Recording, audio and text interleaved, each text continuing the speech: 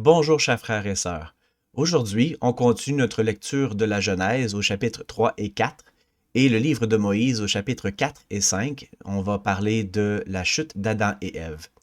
Dans ces chapitres, on va voir qu'on y trouve plusieurs témoignages qui abondent sur la nécessité de la chute, que ça fait partie du plan de salut qui a été organisé avant la fondation et la formation de la terre.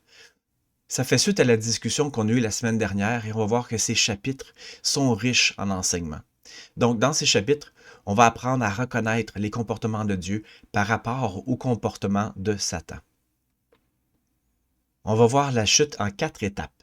Premièrement, le mensonge. Deuxièmement, la dissimulation, qui veut dire la cachette. Troisièmement, l'appel. Et quatrièmement, la couverture. Et on va voir comment ces choses-là s'appliquent pour nous aujourd'hui. Donc, premièrement, le mensonge. Dans la Genèse 2, versets 16 et 17, « L'Éternel Dieu donna cet ordre à l'homme. Tu pourras manger librement de tous les arbres du jardin, mais tu ne mangeras pas de l'arbre de la connaissance du bien et du mal, car le jour où tu en mangeras, tu mourras. » Ce commandement-là avait été donné à Adam lorsqu'il était placé dans le jardin, où on trouvait plusieurs arbres, dont les 2 arbres, l'arbre de la vie éternelle et l'arbre de la connaissance du bien et du mal. L'arbre de la vie éternelle étant placé au centre du jardin, mais les Écritures ne disent pas exactement où était placé l'arbre de la connaissance du bien et du mal. Tout ce qu'on sait, c'est que l'arbre était dans le jardin. On ne sait pas exactement combien de temps Adam et Ève sont restés dans le jardin, mais ce qu'on apprend, c'est qu'à un certain moment, le serpent a approché Ève pour lui poser cette question. Dieu a-t-il réellement dit « Vous ne mangerez pas de tous les arbres du jardin » ? Notez ici la question, que Satan utilise le sarcasme et des questions présupposées ou des questions qui sont piégées pour semer le doute. Alors, la question était formulée dans l'intention de faire perdre les fondations de Ève sur ce qu'elle avait reçu comme enseignement. Le stratagème de Satan, c'est de nous faire croire que Dieu veut nous limiter. Alors le serpent dit à la femme, « Vous ne mourrez pas, mais Dieu sait que le jour où vous en mangerez, vos yeux s'ouvriront et que vous serez comme des dieux connaissant le bien et le mal. » Est-ce que vous remarquez ici comment Satan agit? Il veut nous faire croire que Dieu ne veut pas qu'on devienne comme lui. Et ce stratagème-là, on le retrouve dans plusieurs choses. Par exemple, la loi de la chasteté ou la parole de sagesse qui sont supposées nous protéger, nous bénir. Mais Satan essaie de nous faire croire que ces choses-là sont pour nous limiter. Il essaie de nous faire croire, ton corps, ton choix, fais ce que tu veux. Dieu ne veut pas que tu sois heureux. Comme Satan a dit à Ève, si tu prends du fruit, Dieu sait que tu vas devenir comme lui. Il ne veut pas que tu fasses ça. Dieu veut te limiter. Ou par exemple, la dîme qui est donnée dans le but d'aider son prochain, mais Satan dit, c'est ton argent, pourquoi tu devrais enrichir quelqu'un d'autre? La stratégie de Satan est de nous faire douter de ce qui est vrai et nous amener à nous faire une fausse idée des vérités qui sont éternelles. Et c'est dans cette conversation-là qu'on apprend plus tard. Et lorsque la femme vit que l'arbre était bon à manger et qu'il devenait agréable à la vue, que c'était un arbre désirable pour lui donner de la sagesse. Ève avait déjà vu l'arbre, elle le connaissait. Encore une fois, on ne sait pas exactement combien de temps Adam et Ève étaient dans le jardin, mais l'arbre n'était pas caché de leur vue. C'est seulement après avoir entendu les questions piégées de Satan que maintenant sa perspective change. Plus Ève regarde l'arbre, plus il devient agréable. Comme mentionné un peu plus tôt, l'arbre de la vie était placé au centre du jardin. L'arbre de la connaissance du bien et du mal était aussi dans le jardin, qui nous enseigne que son but était nécessaire.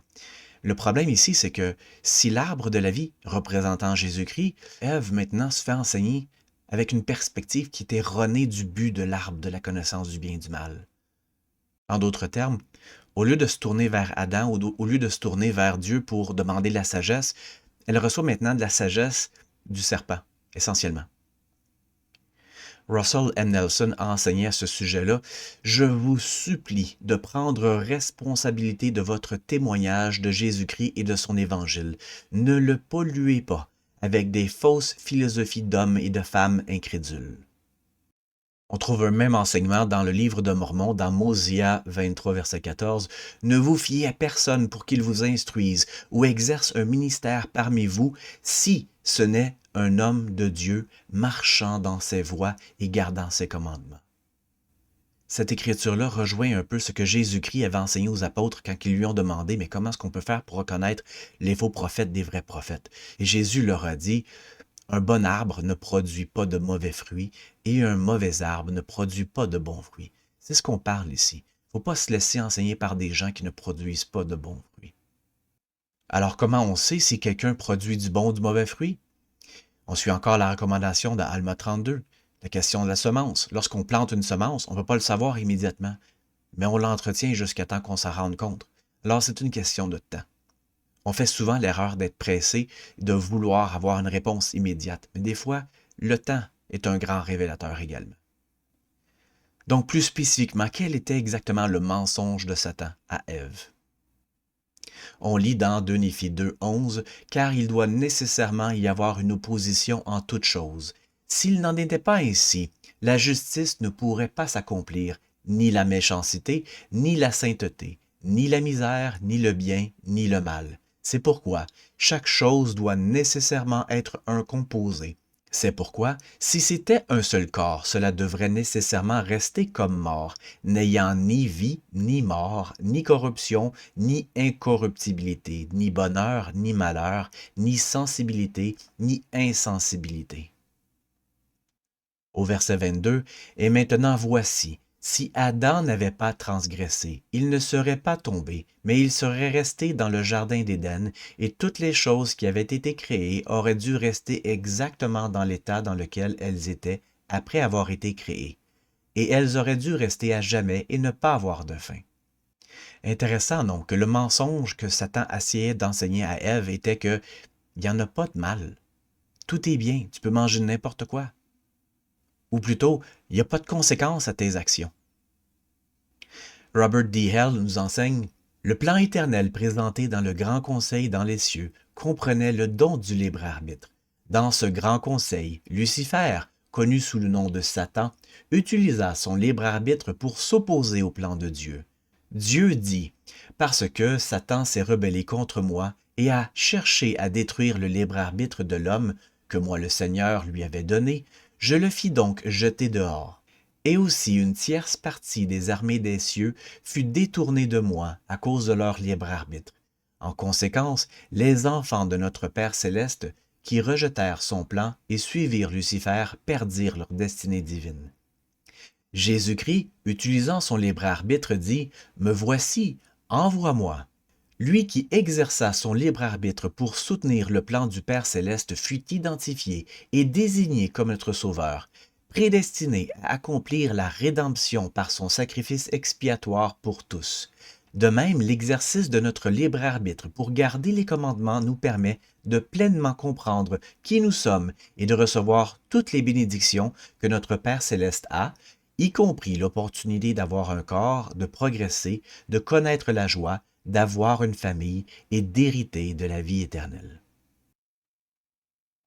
Alors, en d'autres termes, le mensonge que Satan veut nous faire croire, c'est que soit on n'a pas de choix, ou soit il n'y a pas de conséquences de nos choix. Dans un ou l'autre, cette déformation-là du libre arbitre ou du choix que notre Père céleste nous a donné nous empêche d'atteindre notre plein potentiel. En réalité, la situation d'Adam et Ève était fondamentalement basée sur le choix. Adam avait reçu 2 commandements mutuellement exclusifs. Premièrement, d'un côté, rester dans la présence de Dieu éternellement, sans possibilité de progression, en continuant de prendre le fruit de la vie éternelle. Mais de l'autre côté, progresser vers la connaissance du bien et du mal, avec la conséquence de devoir être racheté. Adam et Ève devaient choisir par eux-mêmes d'enfreindre un des 2 commandements. Et c'est la même chose pour nous aujourd'hui. Satan essaie toujours de nous placer dans des situations où on peut croire que soit on n'a pas de choix, ou soit que notre choix n'a pas de conséquences. Pour ce qui est de Dieu, son intention, c'est pas de nous forcer de choisir quoi que ce soit. Dieu donne des commandements et nous laisse choisir de les observer ou non. Tandis que Satan vient et veut nous faire croire que ces commandements nous rendent esclaves ou nous limitent. Qui est évidemment pas dans les intentions du plan de salut. Deuxièmement, la dissimulation ou se cacher. Dans le même chapitre de la Genèse, au versets 7 et 8, les yeux de l'un et de l'autre s'ouvrirent, et, ayant cousu des feuilles de figuier, ils s'en firent des pagnes. Alors ils entendirent la voix de l'Éternel Dieu qui se promenait dans le jardin, et l'homme et la femme se cachèrent, loin de la face de l'Éternel Dieu, au milieu des arbres du jardin. Ça nous est tous déjà arrivé quand on était plus jeune enfant, de croire que, après avoir fait une erreur, on était capable de la dissimuler ou de se cacher, espérant que les conséquences allaient complètement passer au-dessus de notre tête et on n'allait pas recevoir aucune conséquence de nos actions, comme un peu des enfants qui se cachent un peu maladroitement. Mais comme un bon parent, lorsqu'on trouve nos enfants qui ont commis une erreur, on a de la compassion pour eux, de l'amour. On veut leur montrer que c'est pas grave, les choses vont bien aller quand même. Et c'est un peu ce qu'on lit ici, au verset 11 à 13. L'Éternel Dieu dit, « Qui t'a appris que tu es nu? Est-ce que tu as mangé de l'arbre dont je t'avais défendu de manger? » Et l'homme répondit, « La femme que tu as mise auprès de moi m'a donné de l'arbre, et j'en ai mangé. » Et l'Éternel Dieu dit à la femme, « Pourquoi as-tu fait cela? » Et la femme répondit, « Le serpent m'a séduite, et j'en ai mangé. » Amusant de voir que le premier réflexe de nos premiers parents a été de blâmer l'autre, blâmer Dieu, blâmer Satan pour leur choix. On trouve un peu la même chose aujourd'hui avec les enfants. Ils ont dessiné sur le mur, c'est pas moi, c'est le crayon. Ou c'est pas moi, c'est le chien. C'est facile de blâmer quelqu'un pour les mauvais choix qu'on prend. C'est facile. C'est une technique de déresponsabilisation. On croit échapper aux conséquences, mais tout ce que ça fait, c'est de repousser les conséquences. On ne peut pas forcer quelqu'un à faire quelque chose. Tout est une question de choix. Peut-être que le choix est limité, mais il y a toujours un choix. Et on peut appliquer ce principe-là aujourd'hui par un exemple. Avez-vous déjà essayé d'enseigner quelqu'un qui n'est vraiment pas intéressé d'apprendre? Peu importe nos talents d'instructeur, peu importe nos convictions, si la personne n'est pas intéressée, on ne peut pas forcer cette personne-là à apprendre. Ou aussi, avez-vous déjà essayé de forcer un enfant à aimer quelque chose qu'il ne veut absolument pas manger? Est-ce qu'on peut le forcer de changer d'idée? Harold C. Brown a enseigné « Certains ont le sentiment de ne pas avoir le pouvoir de choisir, que leur tentation particulière est irrésistible. » Le prophète Joseph Smith a fait remarquer que Satan est généralement tenu pour responsable de nos manquements. Cependant, s'il était réellement la cause de toute notre méchanceté, alors les hommes ne pourraient être condamnés. Le diable ne peut contraindre l'humanité à faire le mal. Tout était volontaire. Dieu n'exerce aucun moyen de contrainte et le diable ne le peut pas non plus. C'est facile de blâmer le diable pour tout. Après tout, c'est lui qui tente. Mais nos choix sont nos choix. On ne peut pas blâmer personne. Même quand on est fâché, même quand on éprouve, peu importe le sentiment. Le choix de ressentir quelque chose ou le choix de réagir à quelque chose nous appartient entièrement. On ne peut pas blâmer personne. On a toujours le choix. Quelqu'un racontait l'anecdote d'un vase qui appartenait à quelqu'un et un invité a accroché le vase qui est tombé et s'est brisé. Le propriétaire du vase a deux choix. Accepter qu'il y a eu un bris et maintenant la solution c'est d'essayer de réparer ou de jeter ou de se fâcher. Se fâcher n'amène absolument rien. Mais c'est quand même un choix qu'on prend. On décide de se fâcher. La personne qui pousse le vase, qui le brise, ne force pas l'autre à se fâcher. Quentin L. Cook a enseigné « Dans le conseil prémortel, le plan du Père céleste incluait le libre arbitre comme un élément essentiel. Lucifer se rebella et chercha à détruire le libre arbitre de l'homme. Nous sommes libres de choisir et d'agir, mais non libres de contrôler les conséquences de nos choix. Nous ne pouvons pas accuser les circonstances ou d'autres personnes pour une décision contraire au commandement de Dieu. Nous sommes tous responsables et comptables devant Dieu pour la façon dont nous développons des attributs semblables au Christ, des talents et des capacités, et pour la façon dont nous utilisons le temps qui nous est accordé dans cette existence. Satan n'a rien à perdre. C'est pas grave si on le blâme. Il gagne si on le blâme parce que nous, on a tout à perdre. Lui n'a rien à perdre. Alors c'est un pensez-y bien. Richard J. Scott a enseigné Satan s'efforce de convaincre que les péchés peuvent être cachés ou autres, mais c'est lui qui les fait révéler dans les circonstances les plus compromettantes. Encore une fois, Satan n'a rien à perdre. S'il nous fait prendre de mauvais choix et nous mettre dans des circonstances qui sont embarrassantes ou honteuses, nous, ça nous limite, mais lui, ça le réjouit. Il faut toujours garder à l'esprit que un jour, tout va être révélé. Un jour, on va tous devoir comparaître devant Dieu et rendre compte de ce qu'on a fait. Rien va être caché. Satan essaie de nous faire croire que c'est possible pour nous de cacher quelque chose devant Dieu, mais tout ce qu'on fait, c'est de repousser en avant une situation qui va arriver. Dans le jardin d'Éden, Adam et Ève se sont cachés. Dieu savait très bien ils étaient où, mais il leur a donné l'opportunité d'avancer par eux-mêmes. Et c'est la même chose pour nous. On pense qu'on se cache, mais Dieu nous donne l'opportunité d'avancer par nous-mêmes et de recevoir la correction. La question n'est pas de savoir est-ce qu'il va y avoir une correction, la question est de savoir quand va être la correction. Troisième aspect, l'appel. Au verset 9 du chapitre 3 de la Genèse, on voit la première question posée dans la Bible. Où es-tu? Comme mentionné plus tôt, Dieu connaît la situation d'Adam et Ève, mais il n'est pas là pour les punir, il est là pour les sauver. Quand Dieu nous appelle, il n'est pas à notre recherche pour avoir une vengeance. Ce n'est pas de la colère que Dieu a envers Adam et Ève dans le jardin.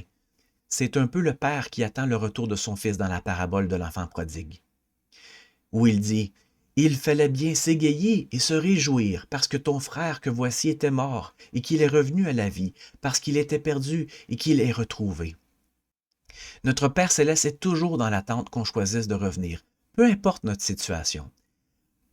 La parabole de l'enfant prodigue est une de mes préférées parce qu'elle est un peu personnelle pour moi. Elle m'a enseigné deux choses à un certain moment de ma vie. Premièrement, qu'il n'est jamais trop tard pour recevoir la grâce de Dieu. Et deuxièmement, si Dieu se retire, c'est pour qu'on puisse apprendre quelque chose par nous-mêmes. Et ça a été le cas aussi pour Jésus sur la croix.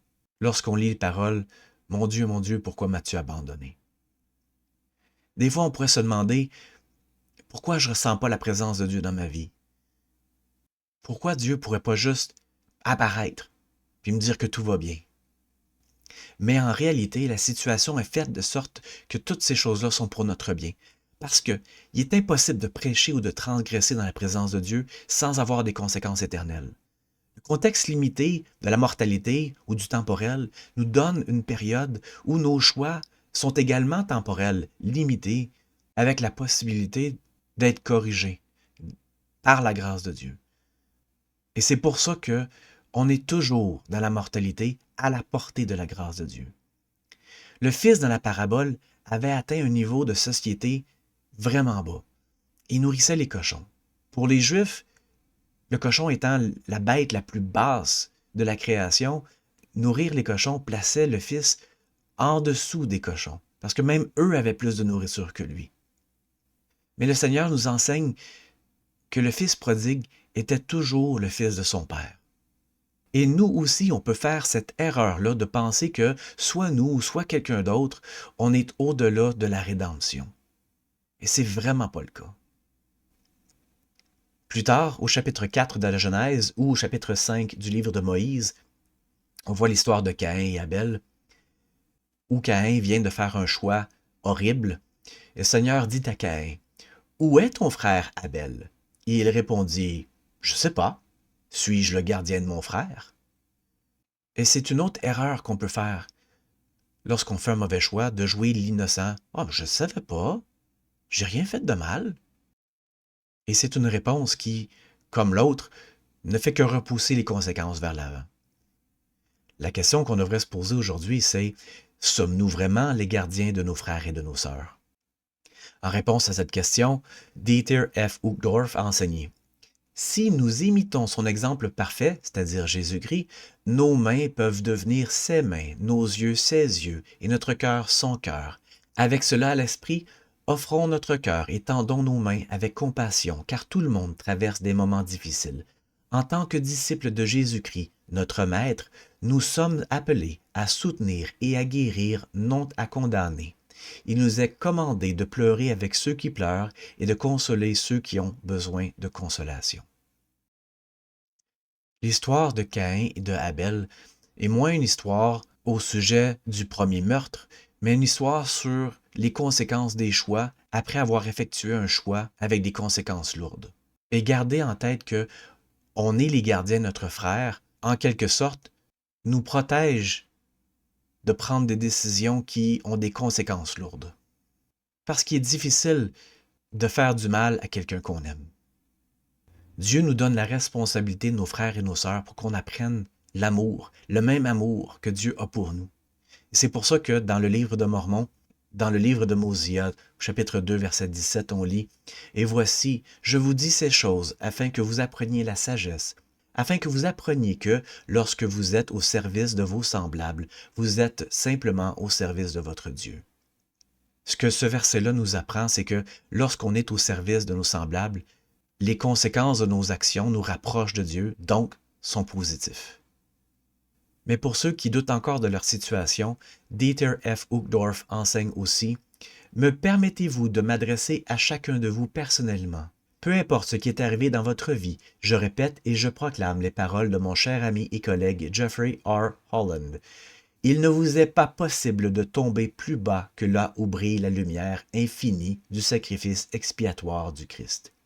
Même si certains choix peuvent vous avoir éloigné du Sauveur et de son Église, le Maître guérisseur se tient sur la route qui mène à votre foyer céleste et vous accueille à bras ouverts. » Le principe enseigné ici s'accorde particulièrement bien avec le verset dans 2 Néphi 2, 25, où on apprend que la chute n'est pas une tragédie, mais une partie essentielle du plan de Dieu, avec un accent sur l'expiation comme moyen de nous ramener à la présence de Dieu malgré nos erreurs.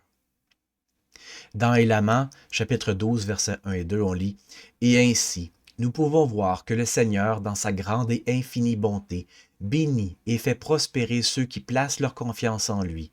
En bref, faisant tout pour le bien-être et le bonheur de son peuple, oui, c'est à ce moment-là qu'il s'endurcit le cœur et oublie le Seigneur son Dieu.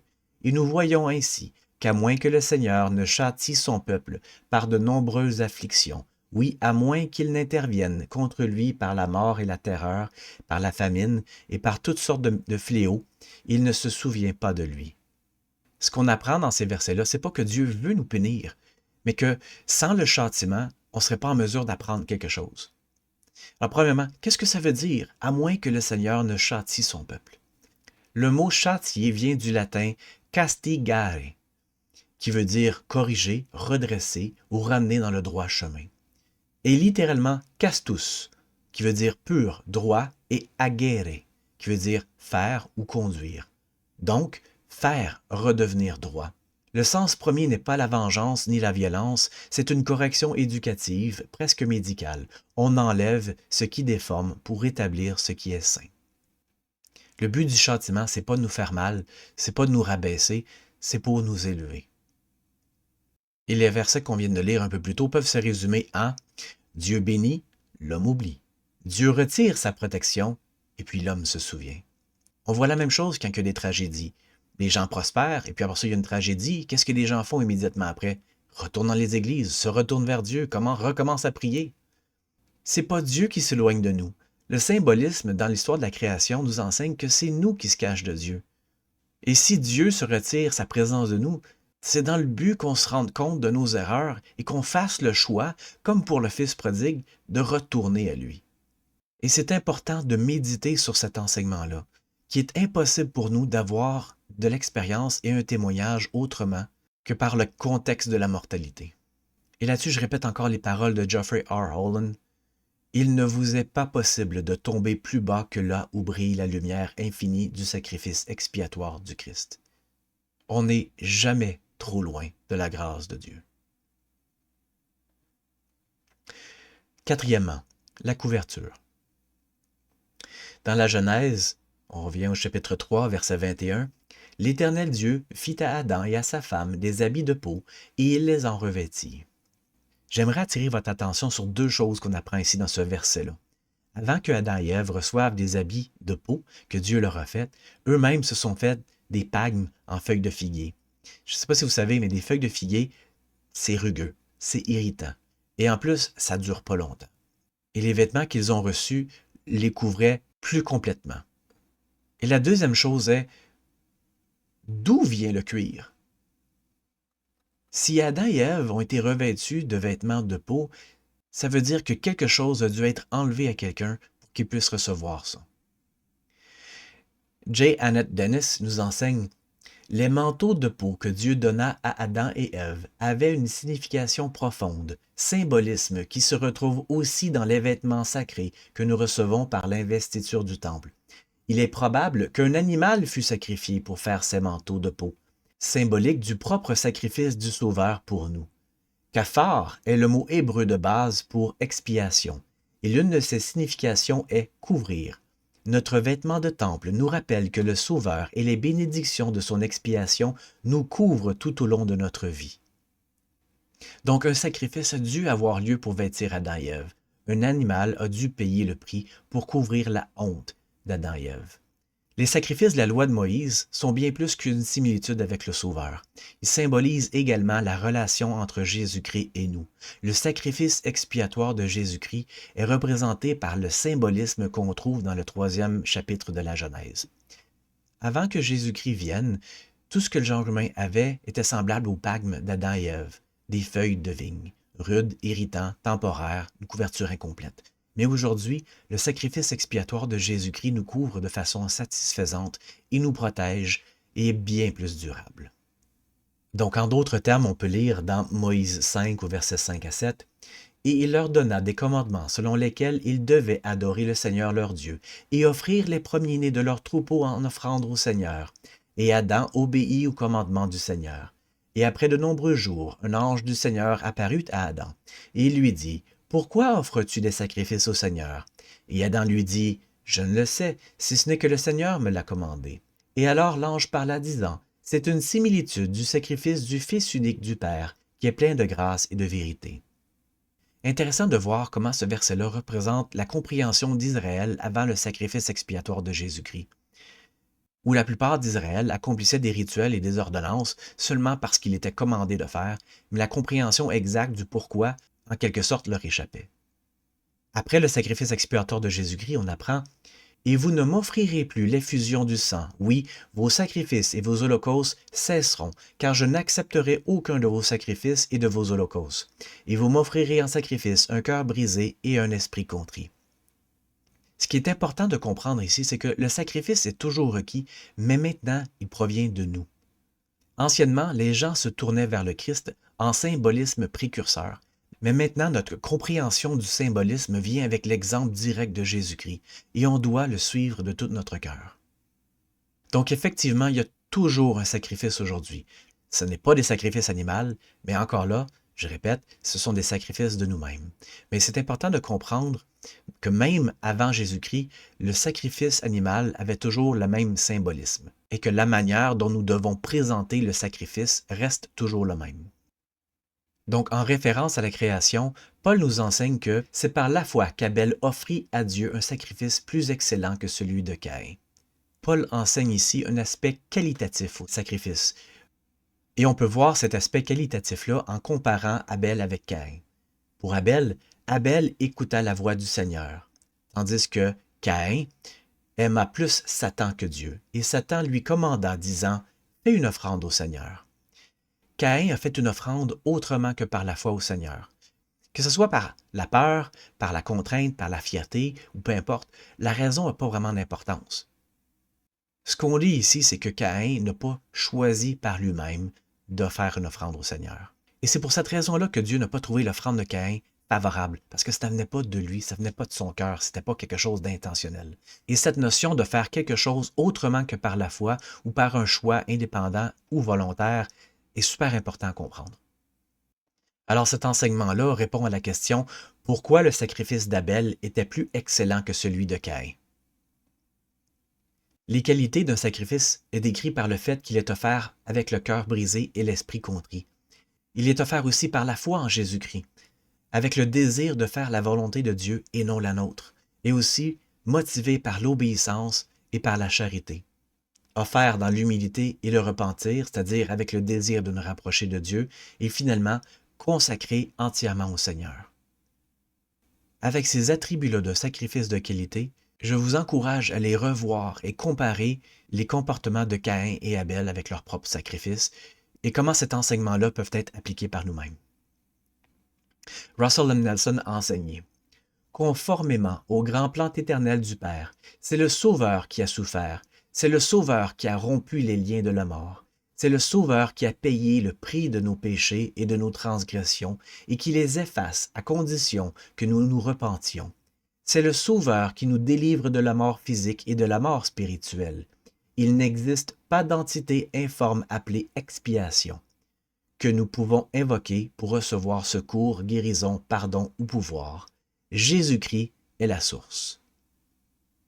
L'enseignement qu'on apprend ici, c'est que le sacrifice expiatoire de Jésus-Christ ne peut pas y avoir de substitut. Et les Écritures sont parsemées de références qui nous enseignent ça. Dans l'Ancien Testament avec Ésaïe, avec Osée, dans le livre de Mormon avec 2 Néphi, Omni, Mosia, Alma 2 fois, dans le Nouveau Testament avec les Actes, et également avec Doctrine et Alliance. Il n'y a aucun autre nom donné sous le ciel par lequel le salut puisse venir. C'est Jésus-Christ. On ne peut pas remplacer le sacrifice expiatoire de Jésus-Christ par quelque chose d'autre. On ne peut pas faire de substitut. Le sacrifice d'Abel était fait avec foi parce qu'il le faisait de façon correcte. Il le faisait de la manière que le Seigneur avait commandé, tandis que Caïn le faisait par obligation, ne le faisait pas avec le désir de comprendre le symbolisme de l'agneau. Et parce qu'il le faisait par contrainte, il n'était pas en mesure de comprendre l'importance des choses qui lui étaient commandées. Et c'est la même chose pour nous aujourd'hui. Si on fait quelque chose par contrainte, on manque le symbole, on manque l'enseignement et on n'est pas en mesure de recevoir les bénédictions qui lui sont rattachées. Neal A. Maxwell a enseigné: ainsi, le véritable sacrifice personnel n'a jamais consisté à déposer un animal sur l'autel. Il s'agit plutôt d'une volonté de mettre l'animal en nous sur l'autel et de le laisser se consumer.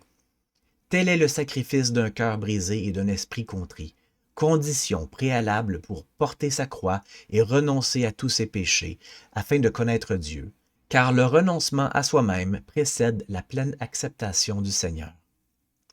Comme pour nous aujourd'hui, c'est facile de prendre une ordonnance ou un commandement et de l'interpréter de façon littérale et complètement passer à côté du symbolisme que ça représente.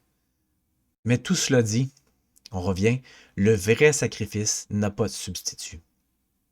Il est intéressant de comprendre ici que Jésus-Christ s'offre en sacrifice pour nous, donnant toute la gloire au Père, tandis que Satan ne veut pas se sacrifier pour nous, et pourtant, il recherche toute la gloire. Et c'est important de comprendre cette distinction-là, parce que autant Dieu fonctionne d'une façon, Satan aussi fonctionne d'une façon.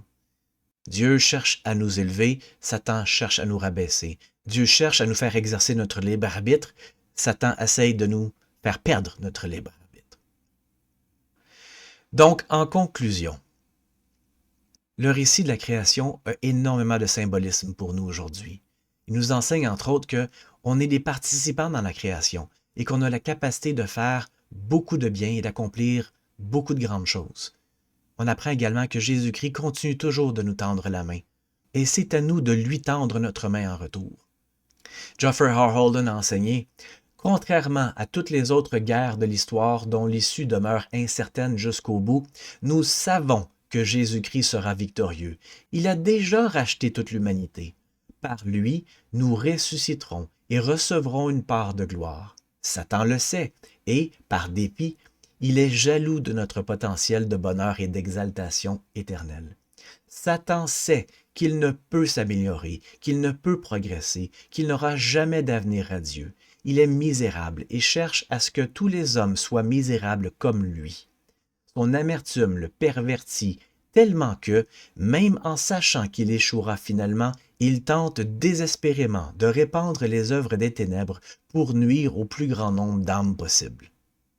Et aussi nous apprenons par Ezra Taft Benson: la question centrale de ce concile des cieux était donc la suivante. Les enfants de Dieu doivent-ils avoir la liberté absolue de choisir leur voie, bonne ou mauvaise, ou doivent-ils être contraints et forcés à l'obéissance? Le Christ et tous ceux qui l'ont suivi défendaient la première option, la liberté de choix. Satan défendait la seconde, la contrainte et la force. Parce que Satan et ses partisans ont refusé d'accepter le vote du concile et se sont rebellés, ils ont été précipités sur la terre où ils continuent de promouvoir ce même dessein. Les œuvres de Satan sont pareilles. On voit son pattern. Il continue toujours de se battre. Et les techniques qu'il utilise contre nous sont les mêmes qu'avant. Son but, en quelque sorte, est de continuer de prouver que son plan était meilleur. Satan ne croyait pas qu'on était en mesure de faire des bons choix. Selon lui, le fait d'avoir du libre arbitre est plus une cause de malheur que de bonheur. Et on le voit de la manière qui fonctionne. Les dépendances, la violence, les guerres, les abus. Satan essaye, et en quelque sorte réussit à une certaine mesure, de nous faire prendre des décisions qui causent énormément de douleur et d'affliction. Mais il ne faut jamais perdre d'esprit que, malgré toute la douleur, malgré toutes les afflictions, le sacrifice expiatoire de Jésus-Christ a le pouvoir de sauver toute âme qui se croit perdue. Le but du don du libre arbitre est un don de Dieu, et donc nous est donné pour qu'on puisse se rapprocher de Dieu. Et c'est ce qu'on apprend dans le récit de la création.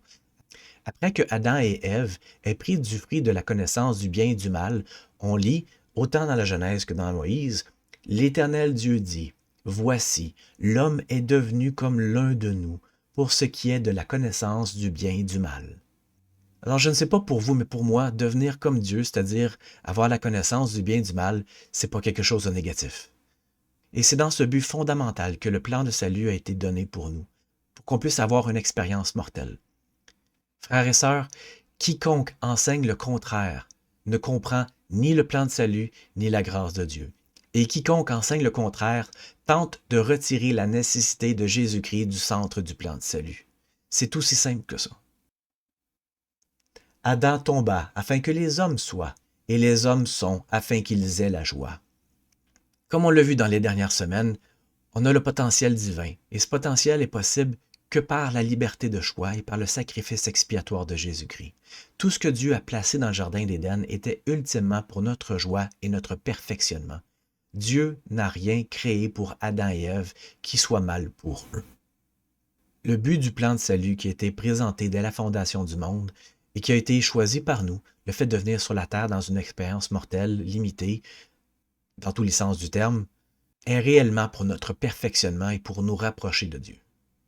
Les chapitres qu'on vient d'étudier témoignent réellement de la nécessité d'un sauveur dès la fondation du monde. Et si des prophètes comme Ésaïe ont prophétisé sur la venue d'un Messie plusieurs centaines d'années avant sa naissance, c'est qu'ils étudiaient les Écritures et recherchaient la révélation personnelle pour les comprendre. Et je témoigne de la sagesse des connaissances qu'on reçoit dans les Écritures. Et sur ce, frères et sœurs, par le pouvoir du Saint-Esprit, on peut connaître la vérité de toutes choses. Alors, bonne lecture, bonne étude, bonne semaine, et que Dieu vous bénisse.